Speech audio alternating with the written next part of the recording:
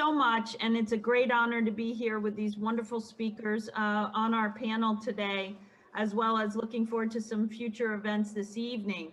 So I'm Michele Bongiovanni, the founder of HealRWorld, which is a social impact nonprofit. And we are, social impact for profit, and our nonprofit, which is Music for Climate Justice, which is launching today, actually this evening, live from the Marriott. And so I've been in the space for over 7 years.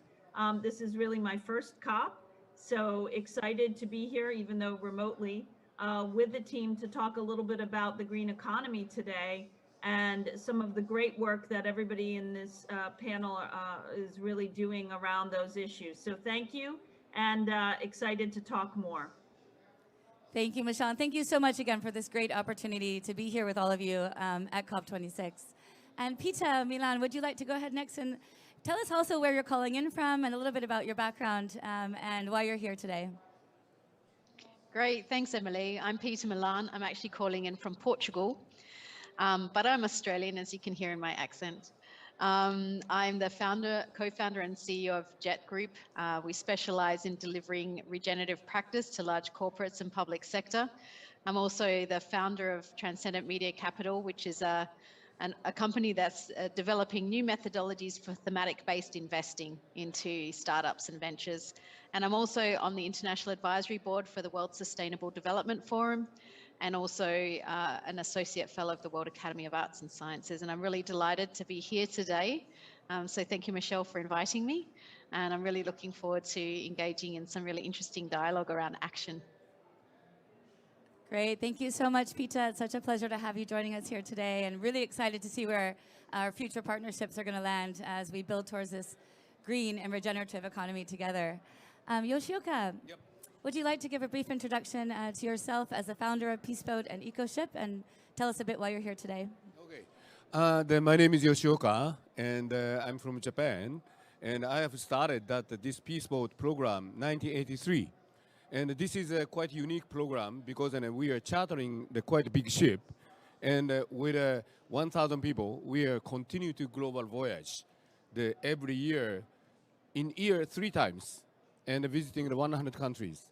So on board we are full of the SDGs educational program, and also each port of call we have the collaboration with the local NGOs and also local community, and to promote about the green economy.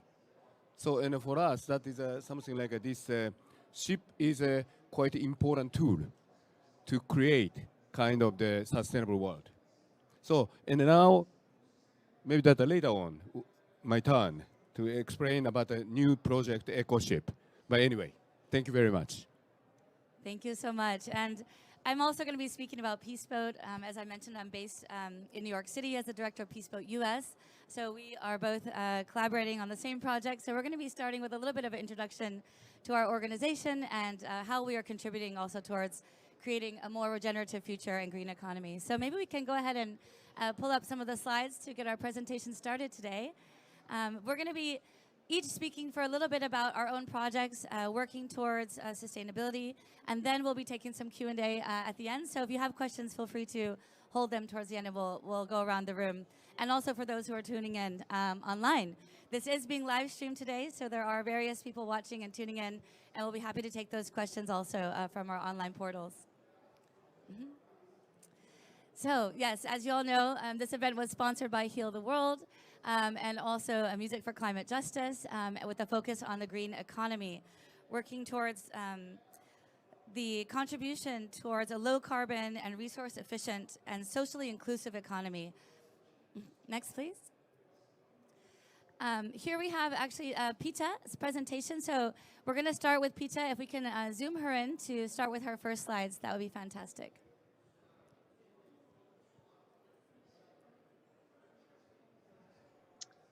Okay, thank you, everybody. So I'm here to talk about regenerative. What does that regenerative actually mean? Because this, for me, is a new model of action. And it's actually not that new. We have Donella Meadows speaking about this type of stuff from the early 70s, but it just hasn't really been identified as key to solving some of the challenges that we face. So when we look at regenerative, we have these definitions of a living organism growing after loss or damage. We also have another alternative definition of bringing new and more vigorous life to an area, an industry, or an institution. Reviving, especially in economic terms. So why are we talking about sustainability instead of regenerative, and what is the difference? Next, please. Next slide. Yeah, thank you. So when we look at the trajectory of ecological design, we look at what has traditionally or conventionally been done. And we're looking at very, very technical systems design. We're looking at focus on efficiencies, focusing on technologies and techniques, focusing on very quantitative measures and results. And this has led to the great acceleration. So when you look at the past 50 years and the increase in temperature on the planet and the mass extinction rates that have occurred, it has come about through our conventional methodologies, which are largely extractive in nature. So the basis of economics that we adopt as our truths here are that we compete for scarce resources, we get as much as we can, take as much as we can for as low cost as we can, and do it as quickly as we can, because that's what we call scale.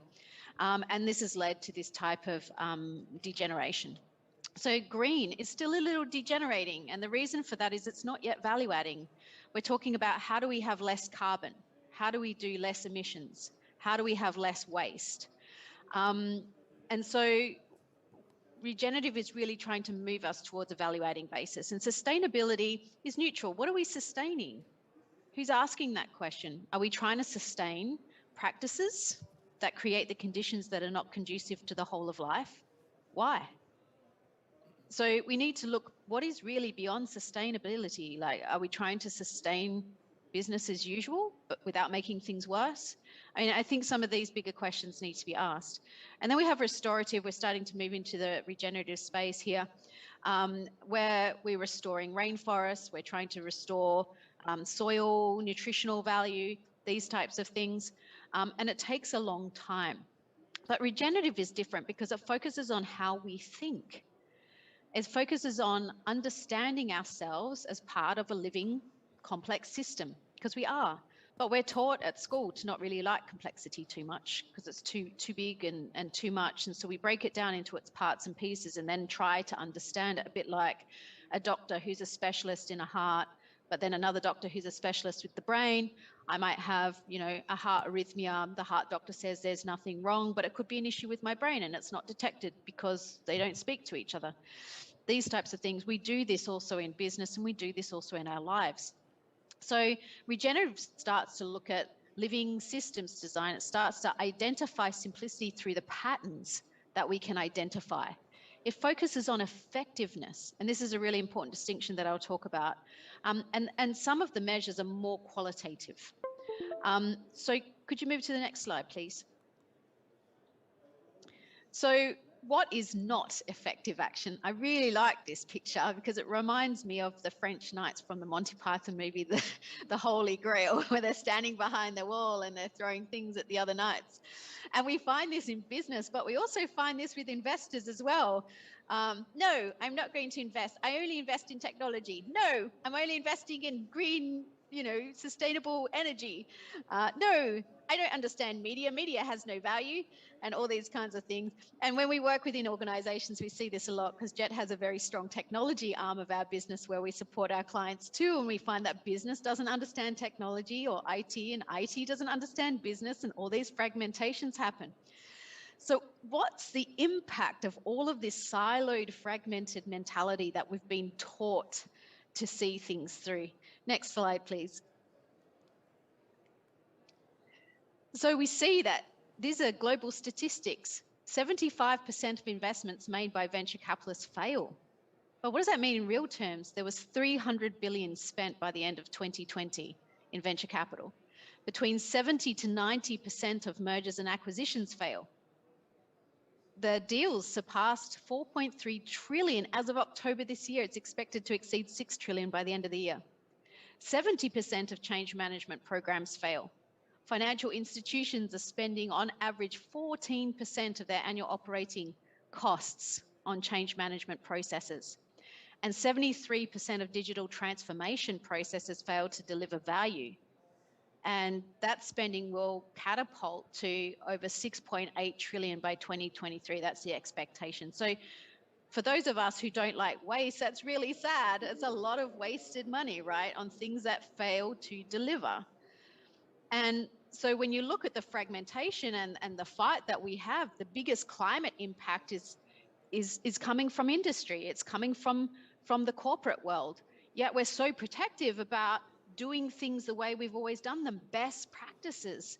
But this is where we're seeing it's not actually delivering value, not for the business. So why are we defending it? And most certainly not for the planet. So let's have a look at what does effective action actually look like. Because when we talk about we need action, it's not just action for action's sake. We need to be effective.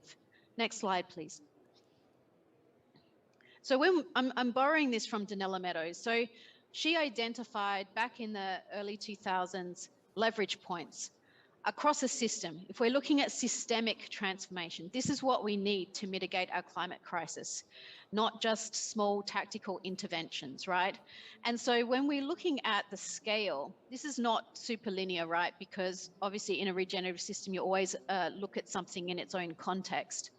But we spend 95% of our time focusing on, you know, the details, the parameters, the numbers, the subsidies, the best practices, the things that we do and how we do them. But they actually have the least amount of leverage on the system. And as we go up to the points of highest leverage, which is where JET's working, we're also looking at the structure of information. Okay, we have so much data out there. How much money is companies spending on AI right now? But what is the data that we actually need? How do we interpret the data? How do we make that data effective for our own purposes and for the purposes of the planet? We don't have those answers right now because we're still perceiving the data from the point 12 in terms of functional analysis. Then we're looking at, you know, what are the rules of the system? How are our systems currently functioning? How do they interact and exchange with each other? Because we live like they're truths. They're not truths, we made it up. We made up economic theory. We hypothesized some things, and we've seen since the 1990s, many of our economic truths failing, yet we're not questioning the system, right?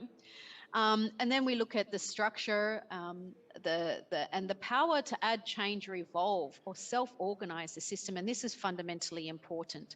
Can we go to the next slide, please? Because what we're talking about is a transitional from functional thinking to epistemological. Epistemological is the way that we see things, okay? And when I'm talking with a lot of colleagues who are working in systems change or working regenerative or sustainability, or even in some of these areas like mergers and acquisitions, I was speaking to a leader from one of the big Fortune 500 companies. They acquired a company for $3 billion. It had the potential to be worth $30 billion, but it was still owner operated and the merger was failing. Why? Because it's to do with people. People are complex, and always at the people level, things break down and we don't know how to solve it. But that's why regenerative works in nested systems. So we work with self, we work with the group, and then we work with the system, but it's not linear. We're operating those things parallel. So when we work with organizations, we're working with boards and C-suite who are challenging the way they think using our frameworks and methodologies, but then that's shifting how the group functions. And then that's also then shifting how the system functions at the same time. So we work in nested systems. Can we move to the next one, please? And so when we look at that, it's really, really super important because it's focusing on culture, the culture of how we behave, the culture of how we view the world. And we need to start there in order to create a systemic strategy. And then the leadership has to be developmental. We have to be constantly learning and growing and adapting and challenging our perspective as we go. Unfortunately, our dependency on best practices means that we just lean on what's always been done without really innovating. And then we can get to, you know, the strategic implementation of what it is that we're doing. And what we find is when we work this process with organizations or even large associations and whatnot, the way that the whole being of that organization starts to shift, and that's how you get that systemic change. Next slide, please. And the reason is because we focus on place first. Every place has its own unique potential, and every place is a living, breathing organism. An organization is a living, breathing organism. It's made up of interactive, growing and developing, evolving parts, people, departments. A community is a living, breathing organism, and we don't relate to it like it is. So we need to acknowledge that every living, breathing organism is unique. You know, what makes Michele Michele cannot be completely replicated. There are things that she has had experiences of, her past, her worldview, her histories, her stories, her religions, her belief systems, all these types of things that make her unique, right? She's a living, breathing organism. She has her own unique potential. Then as collectives, it's also the same. A sense of place has its own unique potential. So what is that? So we ground things in place first. And from there, we start to understand that there is a potential to shift the business model.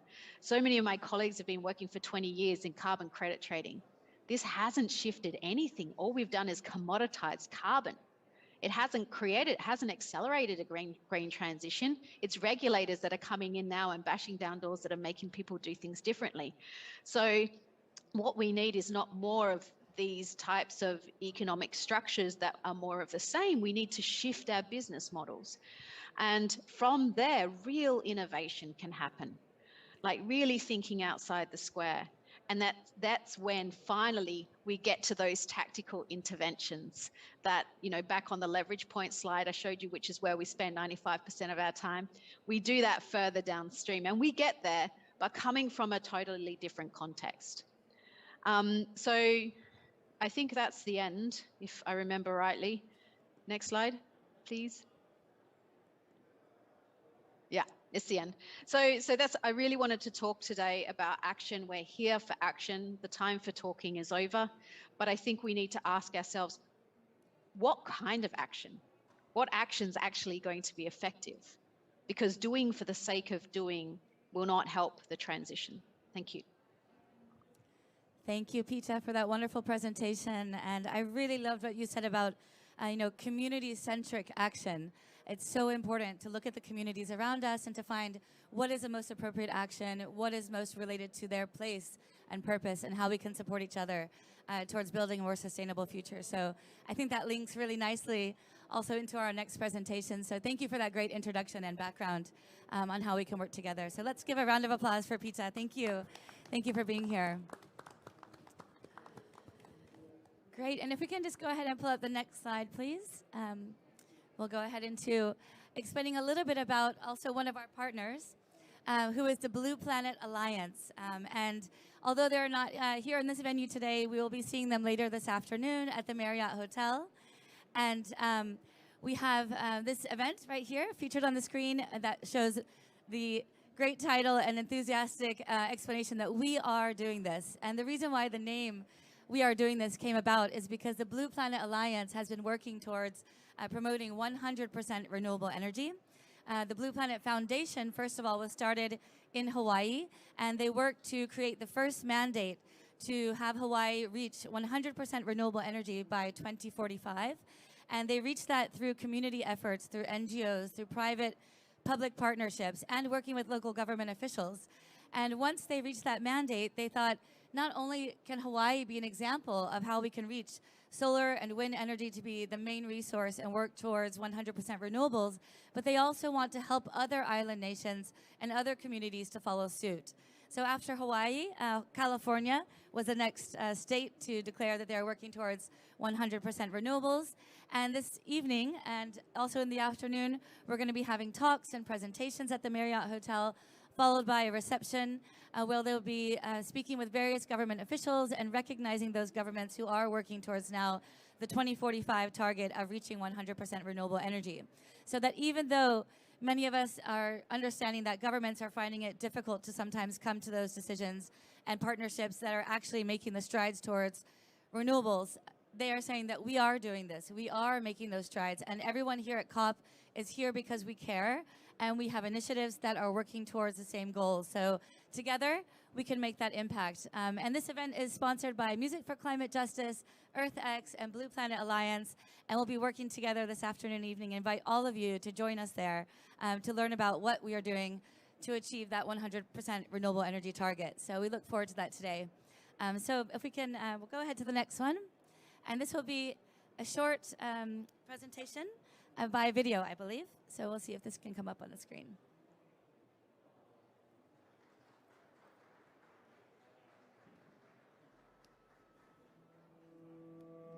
When you learn about Hawaii's 100% renewable energy law and see how successful the program has become, you'll realize it makes sense for virtually every island community. Island communities are impacted in a much bigger way by climate change and global warming. We see the impacts every day, and we know the devastation will be coming if we don't take action. For generations, we've been spending billions of dollars exporting that money out of our economy to import fossil fuels.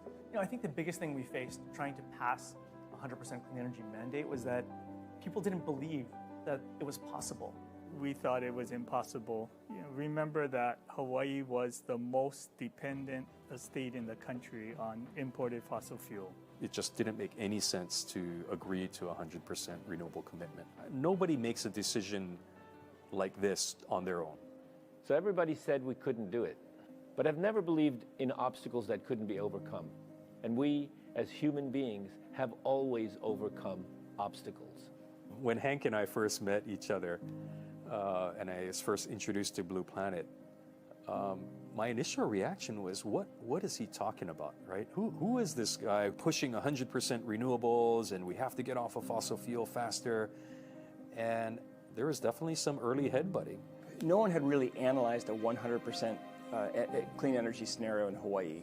So we knew setting a goal that was 30 years hence was doable. When we harvest energy from the sun or from our wind or from other local renewable resources, that value, that economic value, that money stays in our economy.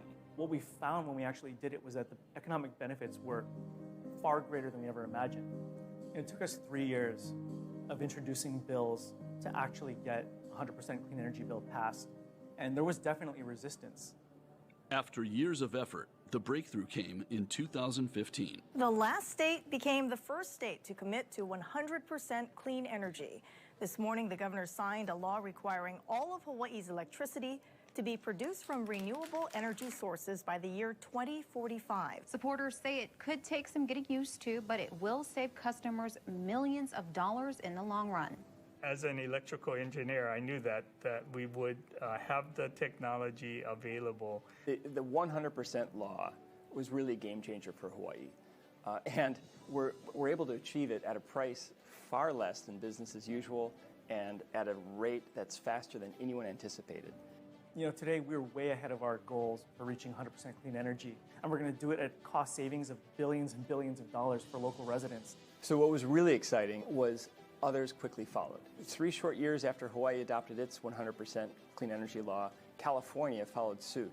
I think any jurisdiction, any country on this planet has the ability to go 100% renewable. Don't wait. If you're an island nation state, if you're like Hawaii, think of it like agriculture, harvest the power from the sun, the power from the ocean, the power from the wind, and use those resources to power your country with modern electricity.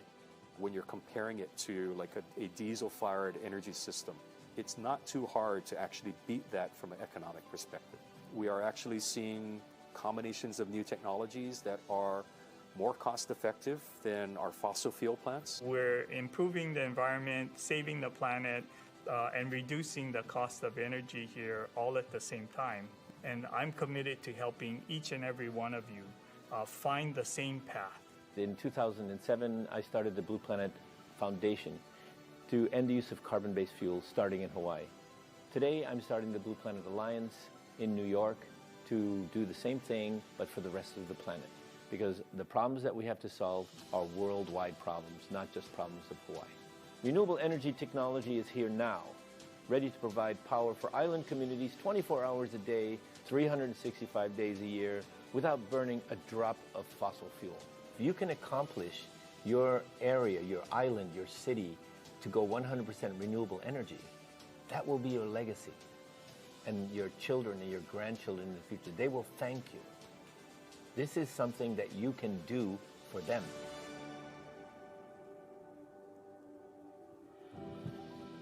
Beautiful. Creating a world in which humanity and nature live in harmony. Let's give a round of applause for Blue Planet Alliance. And they're one of the main partners from today's event. And as I mentioned, they will be speaking later this evening at the Marriott Hotel. And Henk Rogers, who is the visionary and founder of Blue Planet Alliance, he mentioned in this video that they just launched in New York. And one of the reasons that they are starting to become more global is because of their success story from Hawaii, which you just saw here in this video. Is something that they want to share with all of the small island developing states.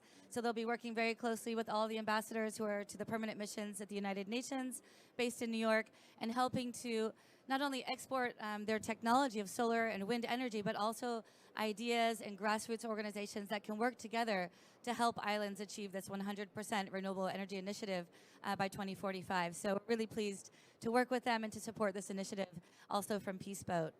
So thank you so much for sharing that short video message. And next I would like to just introduce a little bit more about our organization, which has been sailing the world for more than 38 years with a message for the Sustainable Development Goals and climate action.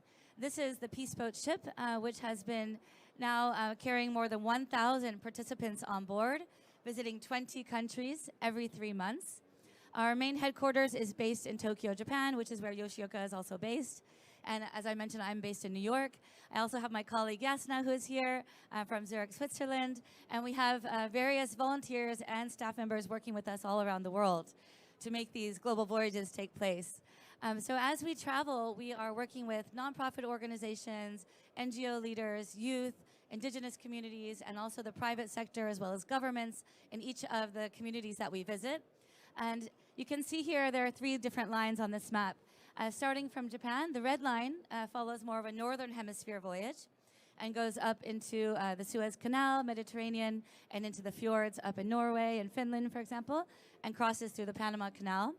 And the green line, which you can see on the bottom, is more of a southern hemisphere voyage, focusing on Southeast Asia, going down to South Africa, Namibia, over to Brazil, Argentina, and Chile, sailing through the fjords of Patagonia.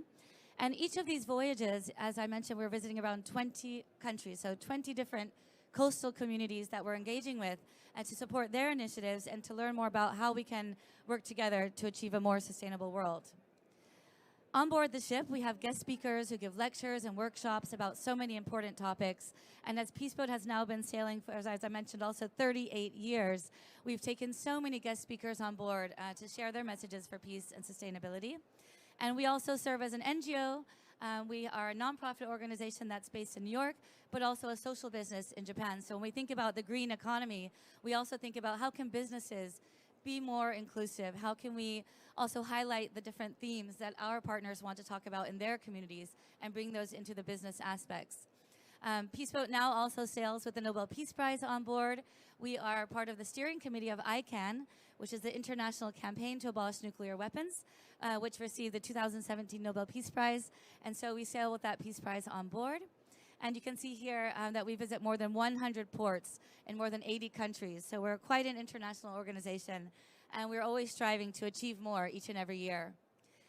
On board the ship, we focus many of our programs on youth initiatives. So I wanted to highlight here our Youth for the SDGs program, which focuses on young people ages 18 to 30 years old who are working towards the SDGs, so they can come on board the ship and share those best practices and also share challenges and solutions to creating a more climate positive future.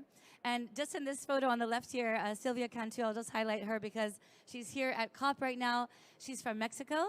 She was one of our Youth for the SDG scholars, and then she was able to join the Mexican delegation here as one of the negotiators at COP. So I'm really proud of her efforts, and it's great to see her transition also into becoming a global leader for climate action.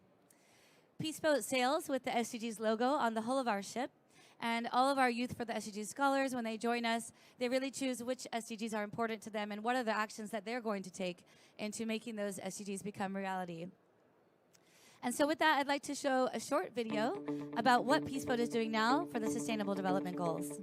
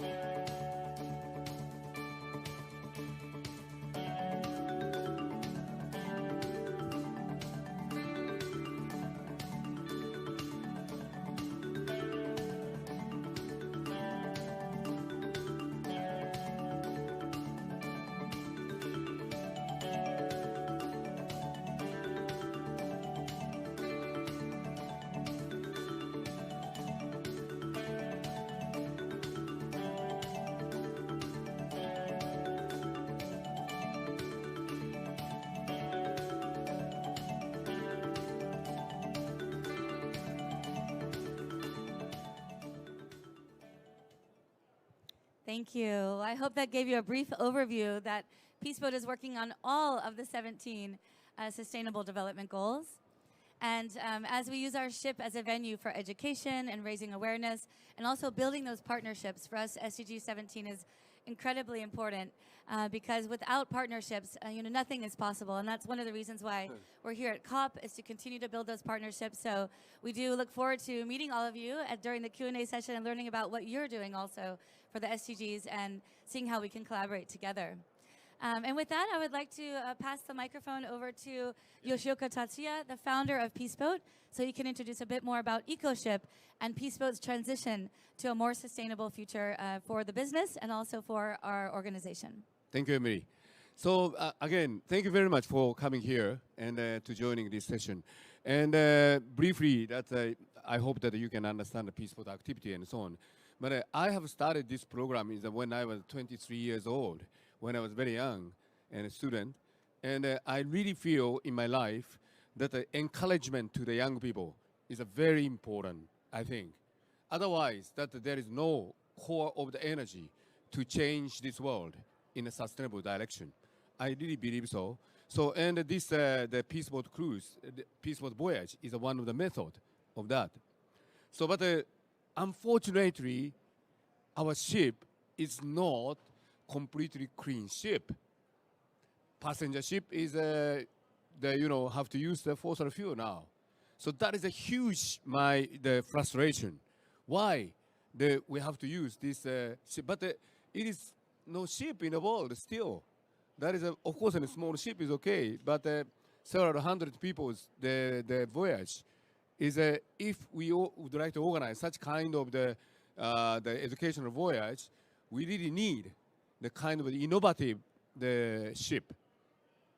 And on the other hand, as you know, that how many the big tankers or the big cargo ship do you know completely clean energy? Not yet. But why not yet? That the car is Musk, and not only him, that all over the world now that start to produce that 100 clean energy car. Why not the ship? And also I would like to add, ocean is a key factor for the climate change, climate crisis. We have to save the ocean seriously. So in that case, why not we try to imagine or they really make efforts to build the EcoShip. So I would like to introduce our EcoShip now. This one. This is also still not 100% the clean energy.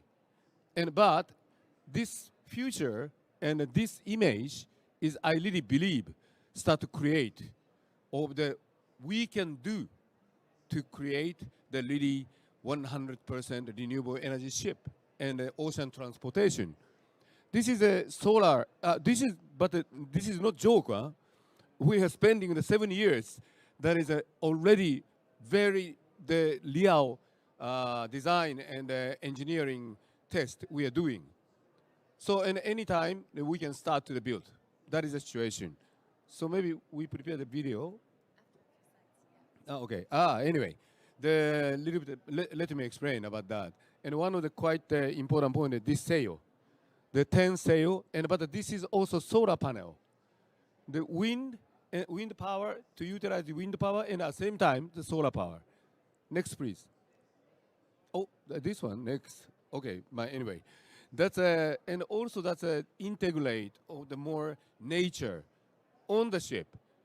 And because that's also, I really would like to make an opportunity the people who join this ship, the feeling about what is the nature and what is necessary for our life. And in this, let's say, botanical garden on board, we are also making the hydroponic, the facility, and to create a vegetable and so on. And the people is surviving, not surviving, enjoying the life on board, but sustainable way. Like a circular economic, that is also the green economy, of course. Huh? Next, please. Yeah, and of course, the water and the waste is completely recycle in the ship. Ship is like a small planet. We have to survive on board the 100 days, and that experience is really people can start to understand that wow, this planet also same. We have to consider about how to spend the waste energy. Next, please. And also, this is a very strong my dream.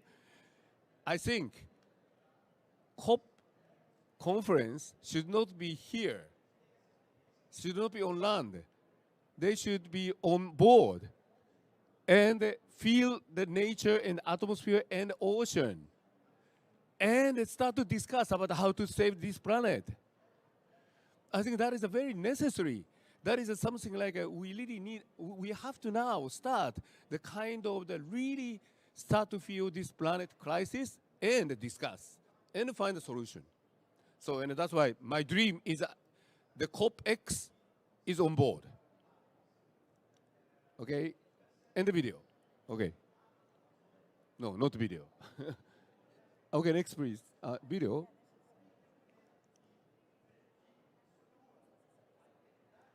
Sorry. Oh yeah. And now that the solar sail is retracted, and now only solar panel working, not wind power now. And each yeah.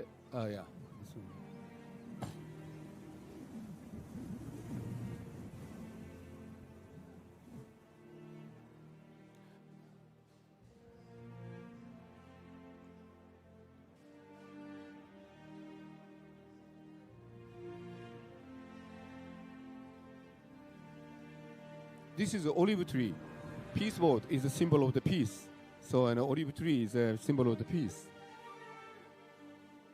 And this is theater.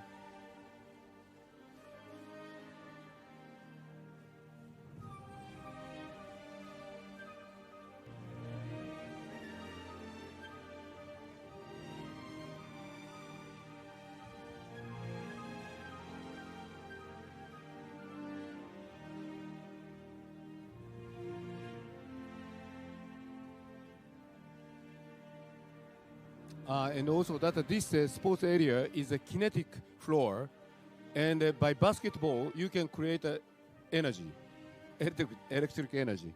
And the disco also, where the kinetic floor that we will use, and we can produce energy.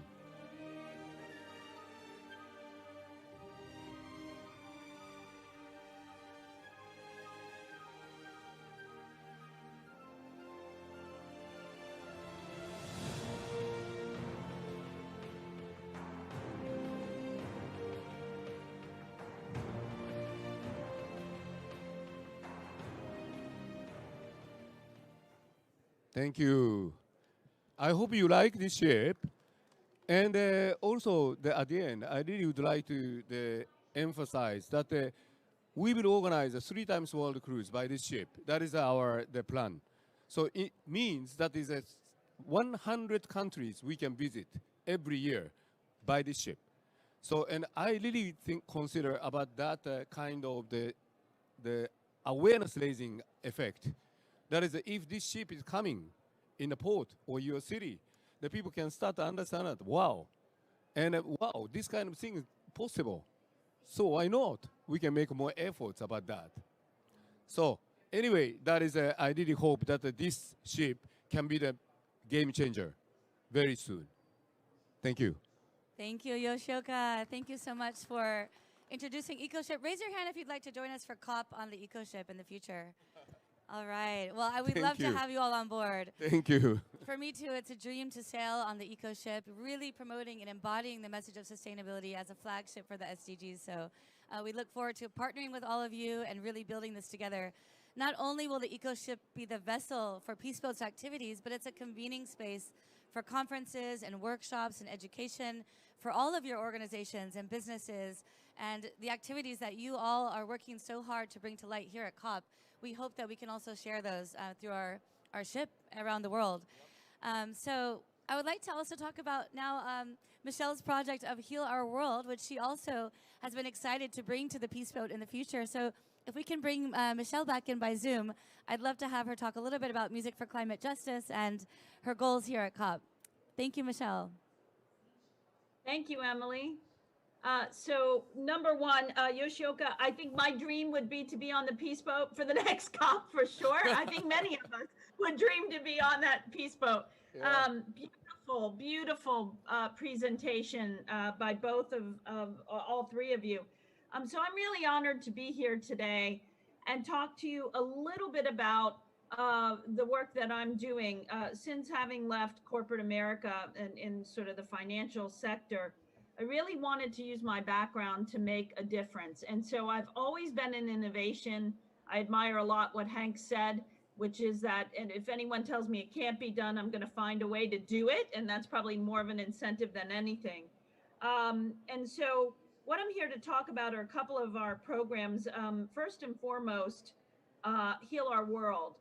And so when we think about what Peta talked a bit about, right, in order to facilitate systemic change, we need to think about mindsets, right, and being, what is the potential of the system? And, there's tremendous potential. But if we continue to do things the way they are, we know the system is broken. In particular, what I'm really passionate about is supporting small and mid-sized enterprises globally that are critical to the achievement of the Sustainable Development Goals and who absolutely have a lack of funding. There's over $5 trillion in lack of funding internationally for SMEs, right, according to the World Bank. They cannot get access to fairly priced capital. And what's extremely frustrating to me is many women-owned organizations or minority-owned organizations cannot access capital.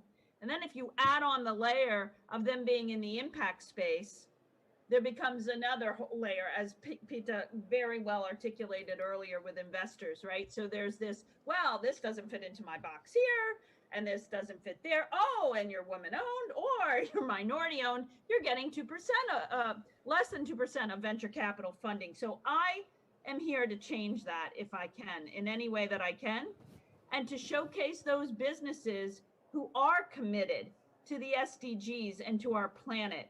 And for me, if we can create that kind of systemic change, we will have done a great thing in the world. And my goal is, and what my research has shown through Dun & Bradstreet is, once I put together this database of these companies from around the world, 1.2 million of them, we looked at how they looked from a credit perspective. And I knew going into this that theoretically they should come out looking much stronger than the average business because of the way that they're run, their values, the employee, the way they treat employees and the like. And so what we were able to find was that on average, our businesses committed to sustainability and the SDGs are 3 times more creditworthy than the average business. Huge finding in the space, which has not gotten the attention I really would have liked. But we're really excited to do more around that and to say that we need to get that fairly priced capital to those businesses. It's critical. So without further ado, I want to show you a little bit about not us, but about our businesses, because they will inspire you. And you'll begin to see the pattern of the heart that really exists within these organizations. So if we could just go to the video at this point.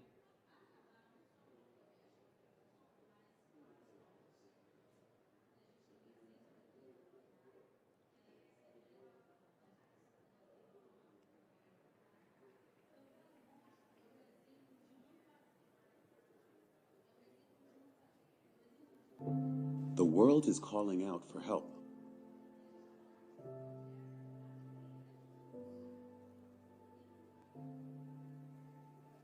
But who will answer?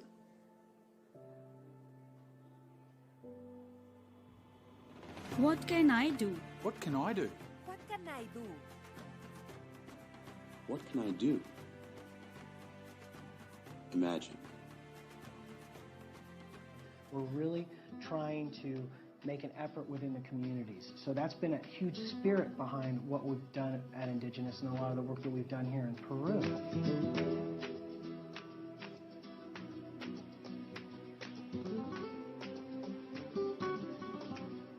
Any clothing manufacturing base starts off in somebody's garage in that sense.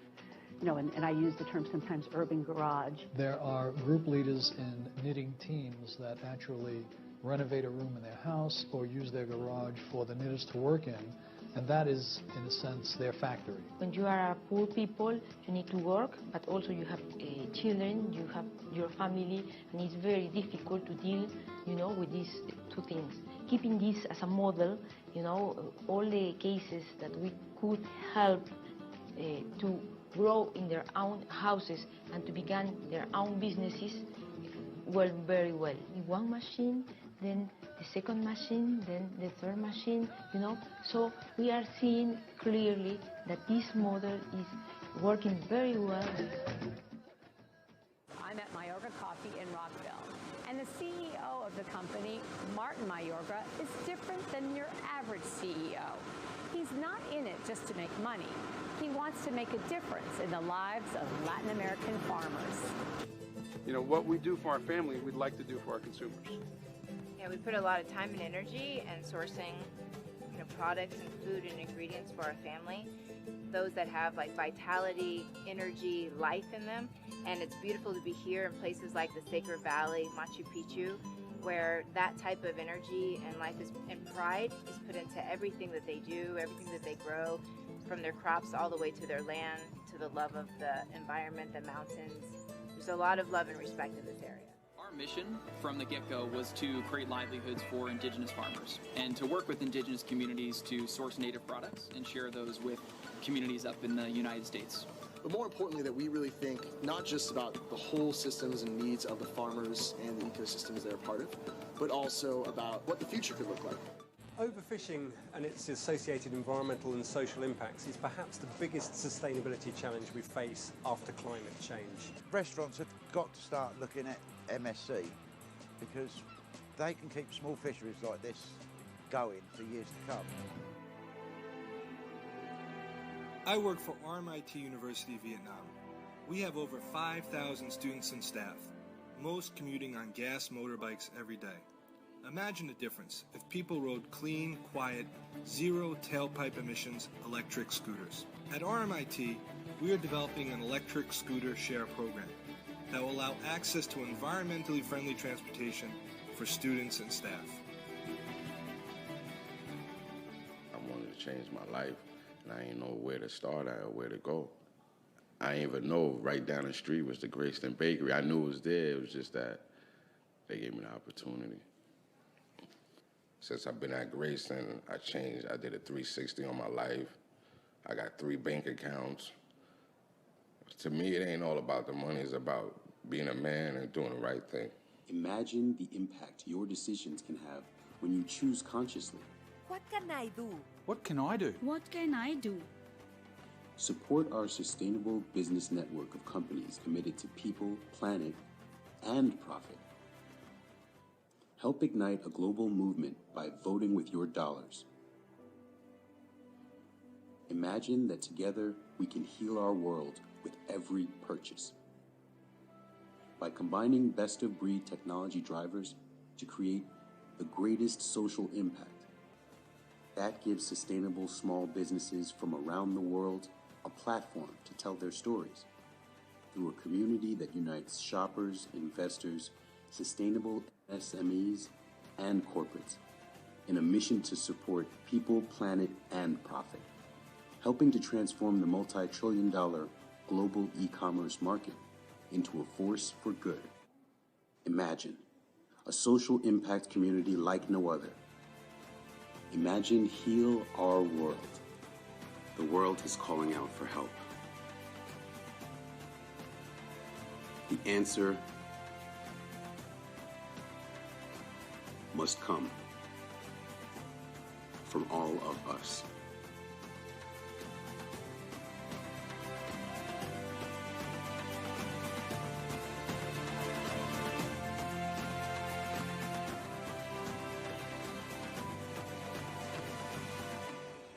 Each time a man stands up for an ideal or acts to improve the lot of others or strikes out against injustice, he sends forth a tiny ripple of hope, and crossing each other from a million different centers of energy and daring, those ripples build a current which can sweep down the mightiest walls of oppression and resistance. Please join us at HealOurWorld.com.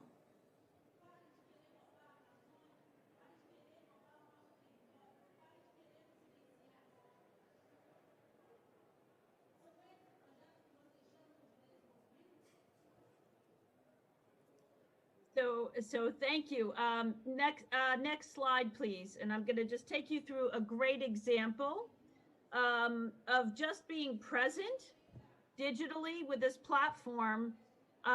We've been given an opportunity, I feel, to make a transformational difference, and I'm hoping with Peta's support I can do that. Not an area that I ever really knew much about. Is the next slide up? I'm just making sure the Tesla hospital, prior slide, sorry. There we go. So this is a great example of the potential of the system. So the Tesla Cancer Hospital in Nairobi, Kenya is an initiative that's tried to raise capital for years now, unfortunately. And they couldn't get any interest from funders. Despite their amazing business plan and the amount of money they put in. Their CEO is a woman doctor, Dr. Gladwell, who's done a phenomenal job in envisioning this, not only as a cancer hospital for breast cancer treatment, but also as an educational institution to begin to really train doctors locally, because that's one of the biggest issues in terms of serving the African population in terms of breast cancer in particular. And so next slide. I began to see that really looking at this is a huge issue in Africa. And breast cancer is nearly 28% of all cancer cases. The women who have money are forced to travel out of country, usually going to India for care, which is very difficult on their families, as you can imagine. And those who don't have money just remain untreated. It's a complete travesty. Next slide, please. So ironically, you know, as I got involved and I tried to start to raise money to help them, this cancer hospital, I got very intrigued about, you know, how do I bring in the right partners, an ecosystem that can create major change here? And so I did so with just the contacts that I had myself. So I brought in the IFC, only to find out that they were working on this strategy for an ecosystem approach. But this is a real case here that we can leverage as a prototype for other regions of Africa, certainly. And then I brought in Siemens, and I brought in Roche. And what's the irony of it all is that, you know, typically Roche and Siemens don't ever work together. They're considered competitors, right? And what we worked out in this scenario was, listen, guys, if Siemens focuses on the equipment that's needed and Roche focuses on the pharmaceuticals, we can all coexist in this ecosystem and make a huge difference with this one unit and then have a bigger vision. So this is a great example. Everybody has come together. There's funding and discussion now to support this, and we want to take this model and really work on how will this create local jobs, local economy. How will we be able to support through education and tutorials so that people understand what they need to do and what that process looks like and how we can support them? How do we leverage technology to bring in doctors from all over the world? So even if they're not physically there, they can begin to help while we're building out and training doctors. You know, so this is something I'm extremely proud of. And it's just an example of the possible when we think beyond, right? And we look at new ways of doing things, not the traditional same old, same old. Next slide, please. And so, you know, my new campaign that we launched on Tuesday evening is called Together We Can. And we really do believe that despite what happens here with governments and the like, we as citizens and as people of the world really have tremendous power, more power than I think we even give ourselves credit for. You know, we really have the opportunity to say, no, we're going to do things differently. We're going to vote with our dollars or whatever currency we might be in, with our money for a better world. Frankly, we can choose the companies we choose to purchase from. We can choose to invest our money wisely and know where every dime is going, because that's our responsibility to this planet. So there's a lot that we together can do. And so my hope out of this COP conference is there'll be a lot of negative news. We all know that, right? But let's focus on the positive and what we can do together to make a difference, because every one of us has a beautiful voice that can. So next slide, please. So tonight, I'm very proud to announce a new project through our nonprofit, because one of my passions is really addressing resiliency and adaptation. And if you think about who are the most impacted individuals from climate change, it's the most marginalized. Climate injustice is real, and it's the indigenous and it's Black and brown communities globally, and it's our children. And I said the other night, you know, UNICEF just came out with a study where 1 billion, so 1/3 of all the children of the world are going to be severely impacted from climate change. This is real. So we need to start now, raising capital and money and making a difference for the lives of those most affected, helping them move, helping them, you know, really get started somewhere else. And that's the mission of Music for Climate Justice. It's a nonprofit. What we were trying to do is not another typical A-list musical concert, but to engage global musicians in a very big way to lend their voices, because there's nothing that creates unity more than music. And what we've been just humbled by the outpouring of musicians. We have over 350 musicians participating from all over the world. We had to break up into 8 sessions, 4 hours a night. We couldn't even accommodate it all. It was just, it was shocking, and it's beautiful, and it's a testament to the human spirit. And so I encourage you all to join us. Tonight we'll be launching Music for Climate Justice on our digital platform, events.musicforclimatejustice.org, 7:30 p.m. GMT. And I'd like to just play for you just a brief little video about that. And thank you all. I hope you can join us. Oh yeah,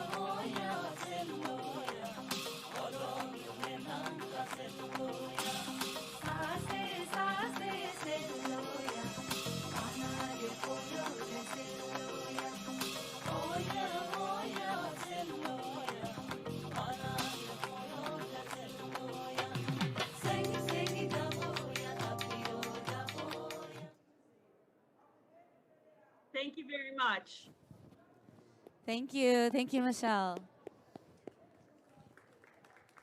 And congratulations for your launch of Music for Climate Justice here at COP26. I think, this is a monumental time in history to really bring climate justice to the forefront of everything that we're doing, whether it be through music and the arts or through our activities such as through the Peace Boat or, working towards a regenerative future like Peta mentioned in her presentation. Now is the time, and we all know that. That's why we're here at COP. But these partnerships are really crucial to achieving climate justice. So thank you so much for all your efforts here. And we have just a few more minutes here left of our time at the Nature Positive Hub. And we wanted to open up the floor for a little bit for questions. And so I know that we also have some people tuning in online. Perhaps you can send in your questions via the virtual platform, or for anybody here in the audience who would like to just reflect a little bit on the presentations that you heard, or if you have any questions, whether it be for Michele, Peta, or Yoshioka here present, we'd be happy to answer those for you. So please feel free to raise your hand if you'd like to ask a question, and we can either pass the mic around or you can come up to the front and join us. Do we have any questions or comments or reflections here from the presentations? Yes. Thank you so much for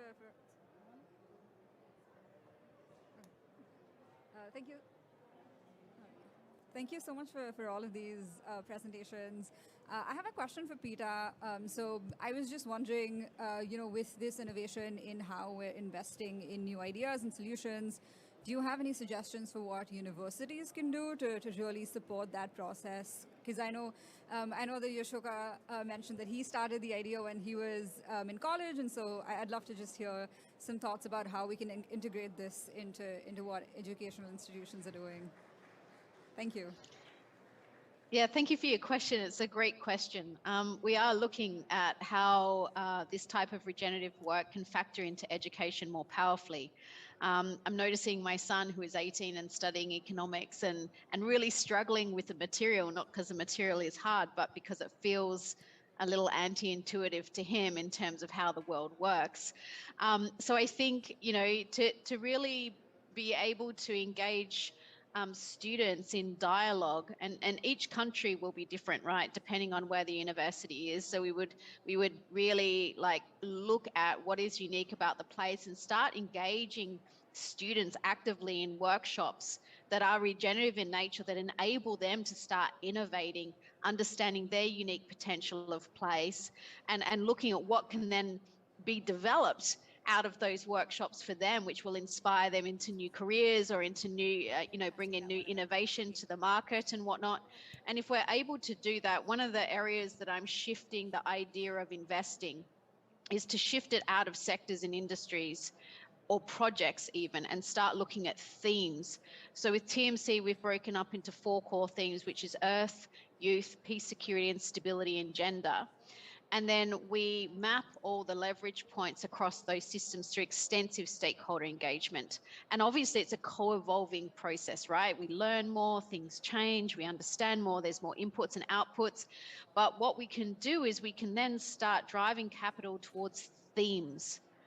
So our first fund that we've put together is a Peace, Security, and Stability theme, where all of the different ventures within that network or ecosystem work together, in a sense, in an ecosystem sense, to contribute to the transformation of that issue on the planet.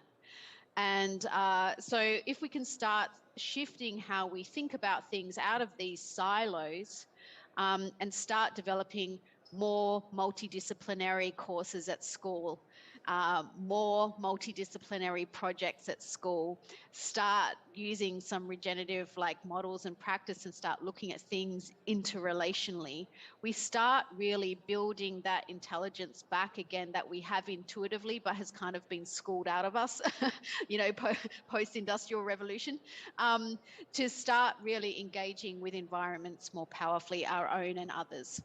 So that would be my suggestion, is it needs to be, really looking at how are we building our curriculums, what types of alternative or extracurricular things can we put together for our students, and how can we actively engage them in, really regenerative thinking, starting to engage in innovation, removing or, letting go of the constraints of our traditional education. Thank you, Peta. And that's such a great idea that you just mentioned about, removing the restrictions. And I think that's a big part of, innovation can really only come when you're in that creative environment. You're thinking about the place that you're in, the people that you need to serve, and also what are the solutions that you can get to that final answer of really creating a more sustainable future. And I think that, as we also mentioned, Yoshioka founding Peace Boat during that university time was because they needed a solution that was not present at the time, so they decided to create their own. And I think also part of our Youth for the SDGs program, that's what we like to instill in our students as well, is capacity building, how to be innovative in these times where there's so many climate challenges and the crisis seems so great and so overwhelming. There's a lot of people talking about the kind of depression about the climate and the lack of ability to feel like you can make change. But with the idea of positive action and innovation and creativity, I feel like we can kind of overcome any challenge. Even like Henk mentioned in his message, we have always overcome obstacles and we will continue to overcome those obstacles and create innovative ideas. So I think that that's really important in working towards that regenerative future. Thank you for that question. And is there another question here in the audience that we can take from anyone here? We have at least another 10, 15 minutes, so feel free to raise your hand if you'd like to ask anything about Peace Boat. Yes, you can pass in the back. Hello, we actually have a question from a YouTube viewer. Her name's Catherine. She's asking how, this is actually for Yoshioka. How do the educational programs offered on board Peace Boat's ships transcend into people's daily lives? What kind of educational programs might be offered aboard the ship? Okay, that is the quite variety of the education we can do that. For example, we are seriously organizing about the global university program. So, and one cruise, the voyage is 1 semester. And that is one way. But also that we are really focused about that many teenager, the student, but they cannot, how to say, they refuse to go to the usual school in their community. And in Japan also that is very increasing. And and we organize a kind of the more free school type of the program on board. And through the experience of the voyage, but this is the experience, right? International experience. And that encourage them very much. And but also that we are really focused like marine research on board. And because the global voyage itself is a activity to research ocean is possible. So and we are now quite a lot of the different way of the education we commit. Yeah. And is all right? Great, thank you. And yes, anybody watching right now, tuning in on YouTube or any of the live streams, feel free to send in your questions. We'll be happy to take them here live from the Nature Plus, Nature Positive Hub. All right. Anyone else here in the audience has a question or anyone online, feel free to send those in. We'll be happy to answer. Okay, in the meantime, I would also like to ask just each of our speakers, maybe for one last comment or kind of a wrap-up thought here at COP26. This is, as we mentioned, the monumental COP this year after 2 years of not being able to gather in person and to make these connections possible. Maybe we can start with Michele and then go to Peta and then Yoshioka. Sure. Well, first of all, I just want to thank everybody for participating, all of you who've come to COP. I know it's not been easy, and your resilience and passion for making a difference is so key. For me, it's really important. The last thing I want to say is that we all work together. I think we talked a little bit at our dinner last evening about the fact that we can all continue to go down our separate paths, or we can begin to join forces to amplify. And I think that the message I'd like to leave is that it's really critical that we all find a way to connect with one another and amplify everybody's efforts, because that's what it's going to take. So thank you, and I really appreciate the opportunity. Thank you to Earth Day as well for hosting us. Thank you, Michele. And Peta? Thank you. Yeah, I also want to give a big thank you to HealRWorld, and who's also sponsored this event, and Earth Day as well, and many of the others who've contributed. I was really moved, Michele, by the part of your video that highlighted that we have the answers. You know, like if we just listen to ourselves, and if we listen to our environment, and we listen within our ecosystem, and we engage with each other and have this really community-centric approach, then we can solve this big challenge. Part of the big problem is that so many are being still very colonial. It's like they're in positions of power and they're saying, this is what we need to do. Well, you don't know what it is like to be, you know, a kid in Bangladesh whose family has just been displaced because of rising salination in their area, you know, and things like this. And another statistic that I thought was relevant was 55 million people were displaced in 2020 due to climate events. That was more displacement than displacement due to conflict, right? We don't have a mechanism by which to understand how to deal with mass movement of people, you know, and so we need to have a community-centric approach to how we solve these challenges. It has to come from us. And I think that that was one of the most empowering messages of today, Michele. So thank you. Thank you, Peta. Very, very much appreciated. And I couldn't agree more. I think that this community approach is something that will really help us all. So thank you, and peace boat. Thank you, Michele. Thank you, Peta. And Yoshioka. Okay.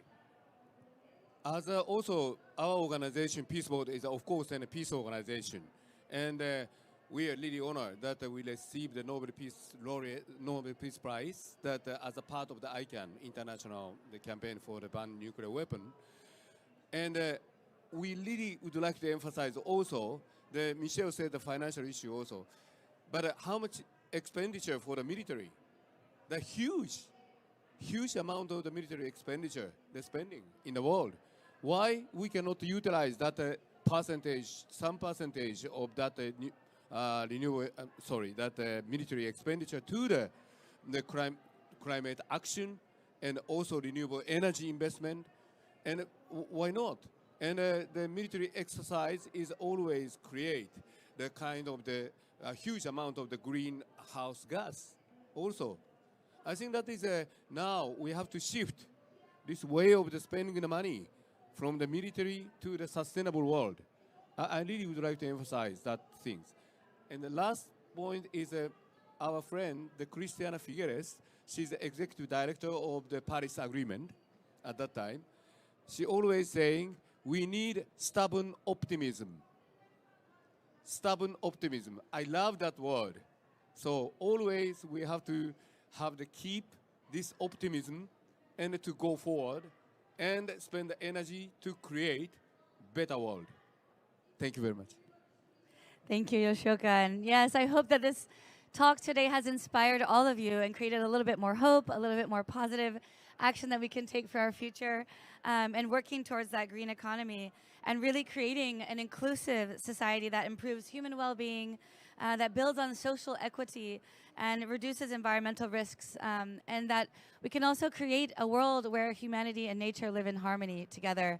And thank you so much to all of our speakers today for joining us here online. Thank you for your positive contributions, for tuning in from all around the world. I think that if there's anything that we've learned this year through technology is that we can continue to connect no matter what, and we can continue to build on those partnerships globally. Yeah, and let's sail by the eco ship together. Yes, we hope to have you all on board sailing with us soon. So thank you again. Thank you to the organizers of this amazing pavilion, which is so beautiful and so welcoming to all of our partners. And we look forward to sailing with you in the future and seeing you tonight at the Marriott Hotel. So please join us this evening. Thank you very much. Thank you.